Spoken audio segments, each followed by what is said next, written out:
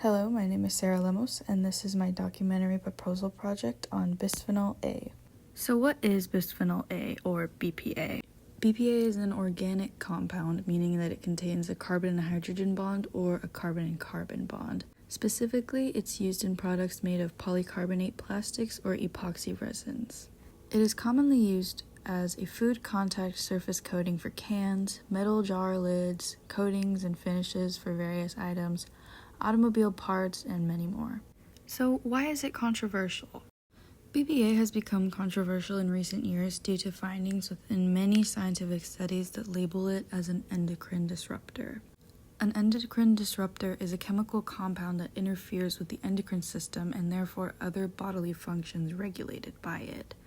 The endocrine system itself is a network of glands and organs that produce and release hormones, chemical messengers that regulate various bodily functions, including metabolism, growth, development, and specifically reproduction. PubChem categorizes BPA under toxicity category 2 in regards to reproduction, which means there's at least some evidence, though not necessarily entirely conclusive, of adverse effects on sexual function, fertility, or development. Concerningly, in many studies it has been linked to fetal malformations, and according to one study, over 90% of humans have detectable levels of BPA in their bodies. PubChem's toxicity summary highlighted a number of scientific studies on the effects of BPA exposure on both humans and animals that I will be highlighting in the next few slides. So for humans, what have studies shown? As I've discussed, BPA disrupts the natural hormone system of the body, particularly regarding endocrine, but more specifically, it has estrogenic properties that can affect meiotic spindle assembly. So what does this mean? This means that during the process of meiosis, when egg and sperm cells are formed, the meiotic spindle that helps organize chromosomes can be disrupted, potentially causing fertility problems and even developmental issues. Now, another study showed that in female patients, BPA exposure has affected oocyte quality during IVF. This means that women exposed to BPA have shown to be at risk of lower egg quality during in vitro fertilization. In males, exposure to BPA may affect embryo quality during IVF, and exposure was found to be cytotoxic within a specific study, but not genotoxic to human cells. This means that when men are exposed to BPA, it may affect the quality of the embryo during IVF, possibly through sperm, with cytotoxic meaning toxic to the cells, genotoxic meaning toxic to the DNA, which it was not found to be. So for animals, what have the studies shown? In one study done on rabbits, exposure to BPA caused serious damage to the eyes. In a 2-generation study done on its reproductive toxicity to rats exposed to even low levels of BPA during gestation had immediate and long-lasting transgenerational effects on mRNA in brain and social behaviors. mRNA, or messenger RNA, is a type of single-stranded RNA that carries genetic information from DNA to the ribosomes, where it's used to synthesize proteins. For insects, it's unclear whether the harm is done through the endocrine system, but developmental effects have been shown in various exposure levels.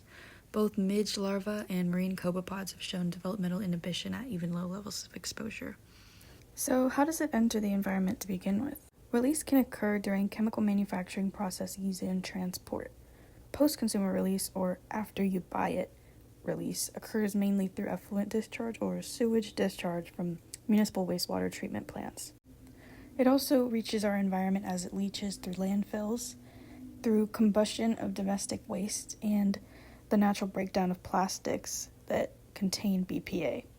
Here I've highlighted some important quotes from an article from the Journal of Environmental Management.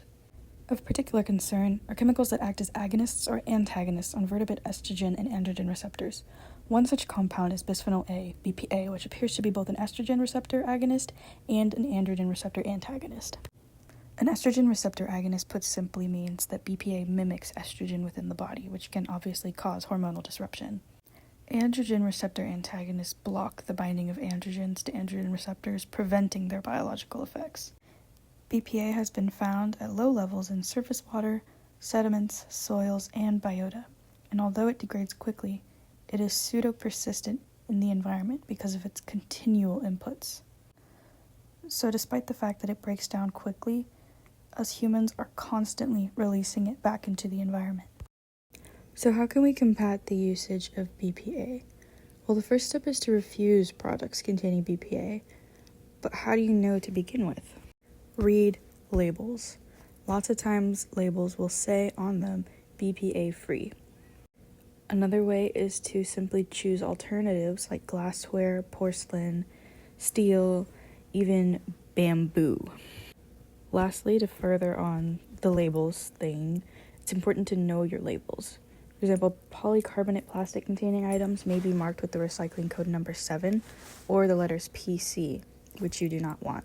Plastics with the recycling labels 1, 2, and 4 on the bottom are better choices because they do not contain BPA. Now that brings us to the end of my presentation. Here's my list of sources, and thank you for watching.